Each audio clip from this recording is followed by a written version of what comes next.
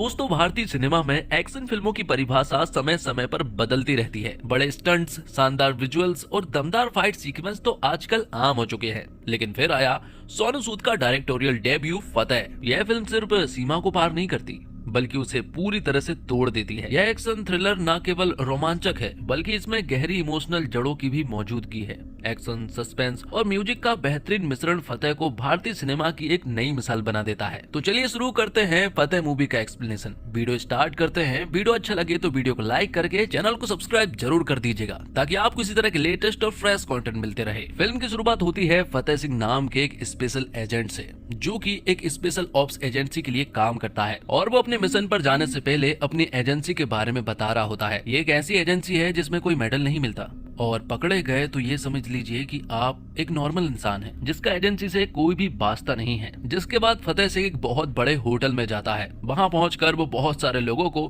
बुरी तरह से मारना स्टार्ट कर देता है, और आखिर में बताता है कि ये कहानी यहीं पर खत्म नहीं होती है, बल्कि ये कहानी यहाँ से शुरू होती है। और कहानी पहुंच जाती है फ्लैशबैक में। 1 महीने पहले का सीन दिखाया जाता है पंजाब के मोंगा गांव में, और मालूम चलता है कि फतेह सिंह ने एजेंसी को बहुत पहले छोड़ दिया था, और अब वो इसी गांव में रहता है। इस पिंड में फतेह सिंह अपना छोटा सा डेयरी फार्म चलाता है। फतेह का कोई परिवार नहीं है, इसलिए वो पास ही में निम्रत के घर पर रेंट पर रहता है। अपनी पुरानी जिंदगी को पूरी तरह से भूलकर फतेह सिंह आगे बढ़ गया है, और अब वो एक बहुत ही नॉर्मल जिंदगी जी रहा है। सुकून की जिंदगी जो वो बहुत पहले से चाहता था। उसके घर में कोई नहीं है, और उसकी डेली की रूटीन एकदम सिंपल है। वो रोज सुबह सुबह डेयरी फार्म चला जाता है और अपना काम करता है। जिसके बाद हमें निम्रत के बारे में बताया जाता है, जो कि फतेह सिंह के पड़ोस में ही रहती है, और निम्रत फतेह को भाई की तरह मानती है। और आगे मालूम चलता है कि गांव में निम्रत लोगों का लोन ऐप के जरिए लोन पास करवाती है। ऐसे शुरू होती है कहानी। इस फेक लोन ऐप से लोगों को लोन तो मिल जाता है, लेकिन उसका ब्याज इतना होता है कि लोग लोन जब तक चुका पाते, इस लोन ऐप के सरगना से लोगों को धमकियां मिलनी स्टार्ट हो जाती है।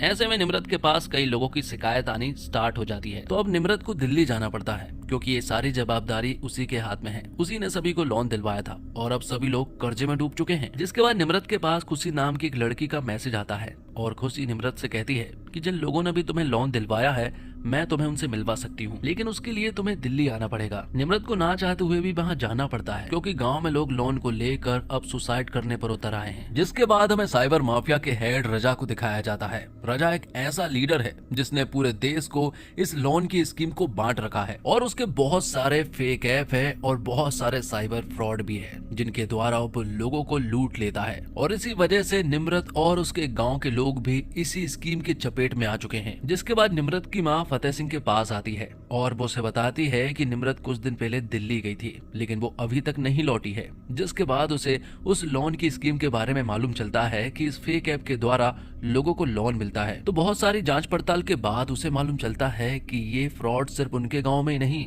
बल्कि पूरे देश में हो रहा है। तो अब देश को बचाने के लिए यहाँ पर फतेह सिंह को गाँव छोड़ना पड़ता है। वो पहले से ही एक स्पेशल ऑप्स का एजेंट रह चुका है, और ये एक बहुत बड़ी प्रॉब्लम थी, इसलिए वो दिल्ली पहुंच जाता है। जब वो वहां पहुंचा, तभी उसके पास खुशी नाम की एक हैकर का कॉल आता है, और वो उससे कहता है कि तुम्हें निम्रत के बारे में पता करना है, मुझे बहुत अच्छे से मालूम है, और इससे पहले कि तुम लोगों की नजरों में आओ, उससे पहले तुम्हें मुझसे मिलना होगा। जिसके बाद फतेह सिंह वहाँ खुशी से मिलने के लिए पहुंच जाता है। तो जब फतेह सिंह और खुशी मिले, तो खुशी ने उसे बताया कि वो एक हैकर है, और निम्रत को उसी ने दिल्ली बुलाया था। दरअसल में वो इन फ्रॉड वालों का पर्दाफाश करना चाहती है। उसने उनको हैक कर लिया था, जिस वजह से रजा की पूरी साइबर माफिया उसे भी ढूंढ रही है। लेकिन जब उन्हें निम्रत के बारे में मालूम चला कि मैंने उसे दिल्ली बुलाया है, तो अब वो लोग निम्रत के द्वारा मुझे भी पकड़ना चाहते हैं। यहाँ खुशी बता देती है कि निम्रत जो है वो चड्डा के पास है। चड्डा ही है जो कि निम्रत के बारे में बता सकता है, जो कि पुरानी दिल्ली में संगम टॉकीज के पास रहता है। इसलिए फतेह सिंह तुरंत ही चड्डा से मिलने के लिए पहुंच जाता है, और वहां पहुंचकर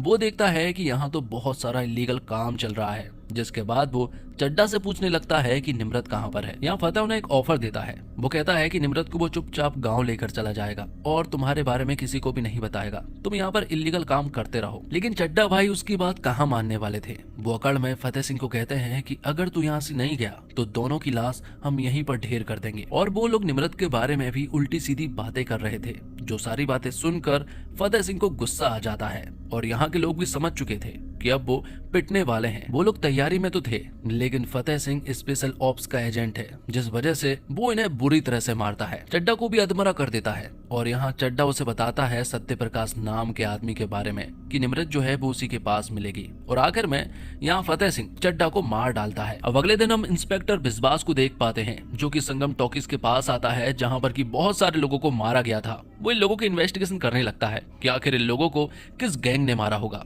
बल्कि वो तो ये सोच रहा था कि ये शायद किसी एक आदमी का काम है। पास ही के कुछ सीसीटीवी फुटेज से उन्हें मालूम चल जाता है कि यहाँ पर फतेह सिंह नाम का आदमी बहुत देर से बैठा हुआ था। उन्हें उस पर शक हुआ, इसलिए वो लोगों से मिलने के लिए पहुंच जाते हैं। लेकिन इस चीज से ये तो साबित नहीं होती है कि ये काम फतेह सिंह ने किया है। लेकिन बिस्बास यहाँ पर फतेह सिंह के ऊपर नजर रखने वाला था। तो अभी एक बहुत बड़ा काम हुआ था, जो कि यहाँ रजा की साइबर माफिया के खिलाफ हुआ था, जो देखकर उसे बहुत बुरा लगा, क्योंकि चड्डा उनके लिए अच्छा काम करता था। जिसके बाद वो अपने लोगों से कहता है कि आखिर पता करो कि आखिर चड्डा को मारा किसने है। रजा ये जिम्मेदारी सत्य प्रकाश के ऊपर छोड़ देता है कि तुम्हें पता करना होगा कि आखिर चड्डा और उसकी गैंग को मारा किसने है। और सत्य प्रकाश भी बहुत ही ज्यादा खतरनाक आदमी है, उसे हल्के में नहीं लिया जा सकता है। वहाँ दूसरी तरफ खुशी समझ चुकी थी कि संगम टॉकीज में जितने लोगों को मारा गया है ये सब कुछ फतेह सिंह का ही काम है। लेकिन वो फतेह सिंह को सतर्क रहने के लिए भी कहती है कि अगर तुम यहाँ वहाँ घूमे तो पुलिस तुम्हें पकड़ लेगी।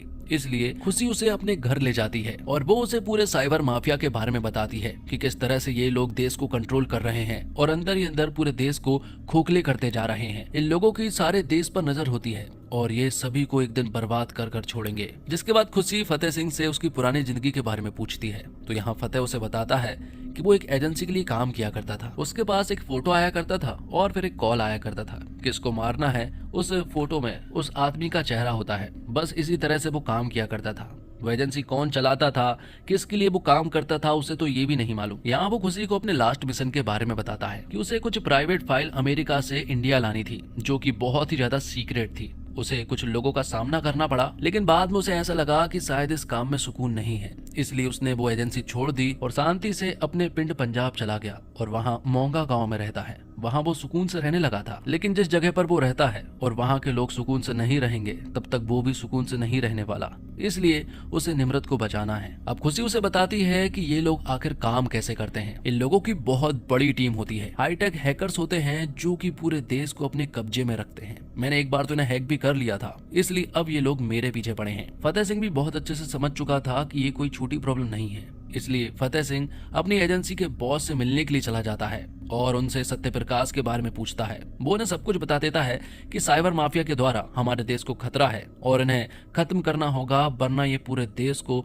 ले डूबेंगे। और एक बॉस ही है जो कि फतेह सिंह को सत्य प्रकाश के बारे में बता सकता है, क्योंकि उन्हें सब कुछ पता है। वो दुबई में रहते हैं। वो सत्य प्रकाश का पता उन्हें बता देता है, जिसके बाद हम देखते हैं सत्य प्रकाश को, जो कि खुशी और फतेह सिंह को ढूंढ रहा है और मिलते ही उन्हें मारना चाहता है। इससे पहले कि वो उन्हें मार पाता, उन्हीं के सामने यहाँ पर फतेह सिंह आ जाता है और वो कहता है कि तू मुझे ही ढूंढ रहा था ना, ये ले मैं आ गया। बाद में फतेह सिंह उसे एक फ्लैशबैक की स्टोरी बताता है और कहता है कि बचपन में ना एक बच्चे ने अपने बाप को मार दिया था और धीरे धीरे इसी तरह के क्राइम करते करते वो छोटा सा क्रिमिनल बन गया और इत्तेफाक की बात की बड़ा होके वो आदमी सत्य प्रकाश बना। ये सारी स्टोरी सत्य प्रकाश की थी। फतेह सिंह यहाँ सत्य प्रकाश से कहता है कि तुझे मारना बहुत आसान है, मेरे शूटर्स तुझे एक झटके में मार सकते हैं, लेकिन मुझे तुझे नहीं बल्कि निमृत को ढूंढना है और उसे किसी भी हालत में बचाना है। तो यहाँ फतेह सिंह सत्य प्रकाश को जिंदा छोड़ देता है और वहाँ से बाहर आने लगता है। जब वो बाहर आने लगा तो हमने देखा कि फतेह सिंह ने सत्य प्रकाश के सारे लोगों को मार डाला था। तो सत्य प्रकाश के लिए ये एक बहुत बड़ी बात थी, क्योंकि इतने नजदीक उसके कोई भी नहीं पहुंच पाया था और उसे रजा के बारे में भी मालूम है। इसलिए सत्य प्रकाश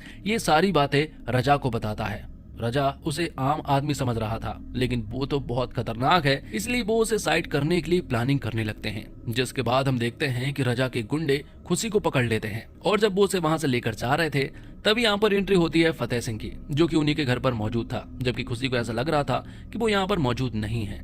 बाद में फतेह सिंह इन लोगों को बुरी तरह से मारना स्टार्ट कर देता है। फतेह सिंह उन्हें बहुत ही आसानी से, बहुत ही आम तरीके से मार गिराता है। इन सब के बाद फतेह सिंह ने तो अब रजा से दुश्मनी ले ली थी और रजा उसे इतने आसानी से छोड़ने भी नहीं वाला। इसलिए वो एक बहुत बड़ी प्लानिंग करता है। उसने देश की सारी बैंक के अकाउंट्स को हैक कर लिया था और फिर सभी के अकाउंट्स में से पैसे भी कटने लगे थे। सभी लोग हैरान थे कि आखिर ये सब कुछ कैसे हो रहा है। रजा के साइबर माफिया ने गरीब हो चाहे अमीर हो सभी के अकाउंट्स को जीरो कर दिया था और रजा अभी भी नहीं रुका था। उसने एक और चाल चली। उसने एआई के द्वारा फतेह सिंह का क्लोन तैयार किया और एक डीप फेक वीडियो बनाया जिसमें फतेह सिंह कह रहा था देश के सारे अकाउंट्स को उसने हैक किया है, वो भी अपनी पार्टनर खुशी के साथ मिलकर। इन सभी के पीछे फतेह सिंह का हाथ है, उसने वीडियो में कहा था। धीरे धीरे करके ये वीडियो वायरल होने लगती है और उसका वीडियो बहुत दूर दूर तक पहुंच चुका था, जिस वजह से पुलिस वाले भी अब फतेह सिंह को ढूंढने लगे थे। और उस वीडियो में फतेह सिंह ने खुशी का भी नाम लिया था, इसलिए वो भी खतरे में है। तो अब दोनों के पीछे ही पुलिस पड़ चुकी थी और ये दोनों किसी तरह से बचते बचाते खुशी के हैकर्स के पास पहुंच जाते हैं। उसकी एक छोटी सी टीम है। जब वो उस वीडियो को देखते हैं तो खुशी के हैकर्स बताते हैं कि ये एक डीप फेक वीडियो है जो कि आसानी से कोई भी पकड़ सकता है, लेकिन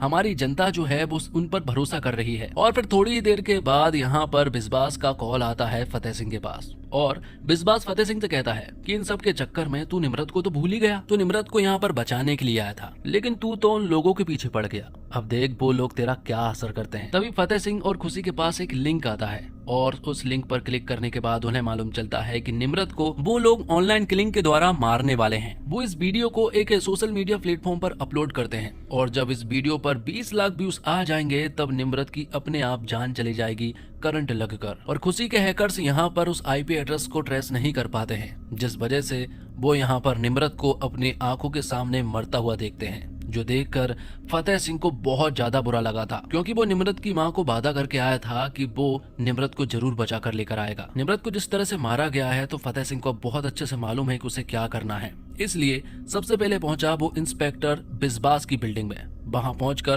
पहले तो उसने उसके लोगों को बुरी तरह से मारा, बाद में वो उसके कमरे में गया और उसे भी बुरी तरह से मारने लगा। फतेह सिंह उससे रजा और सत्यप्रकाश के बारे में पूछ रहा था कि आखिर ये लोग कहाँ पर मिलेंगे। जब बिस्बास उसे पता बता देता है तब भी फतेह सिंह उसे जान से मार डालता है। दूसरी तरफ सत्यप्रकाश को बहुत अच्छे से मालूम है कि फतेह सिंह उसके पास जरूर आएगा और उसके लोगों को भी जरूर मारेगा। तो फिर फतेह सिंह और खुशी सत्यप्रकाश के अड्डे पर पहुंच जाते हैं। खुशी को भी उसने अपने साथ लेकर गया था, क्योंकि जितने भी पैसों को लूटा गया है उन सभी की आईपी एड्रेस और ट्रांजैक्शन आईडी के द्वारा उन सारे पैसों को होल्ड किया जा सकता है। तो वहां पहुंचकर फतेह ने देखा कि यहाँ बहुत सारे लोग हैं, लेकिन फतेह अकेले नहीं इन सभी को मार डाला था। आखिर में हम देखते हैं कि यहाँ पर सत्यप्रकाश ने खुशी को पकड़ लिया था और खुशी ने उनके सिस्टम को हैक कर लिया था और सारे पैसों को होल्ड भी कर दिया था। और ये वही कुर्सी है जिसमें ऑनलाइन किलिंग के द्वारा लोगों को मारा जाता है। यहाँ पर फतेह सिंह सबसे पहले तो सत्यप्रकाश को कंधे पर गोली मारता है और बाद में वो उसे भी उसी चेयर पर बिठालता है और ऑनलाइन किलिंग के द्वारा ही उसे मरवाता है। तो अब आखिर में सिर्फ और सिर्फ रजा बचा था, लेकिन रजा तक पहुँचने के लिए उसे 200 लोगों का सामना भी करना था।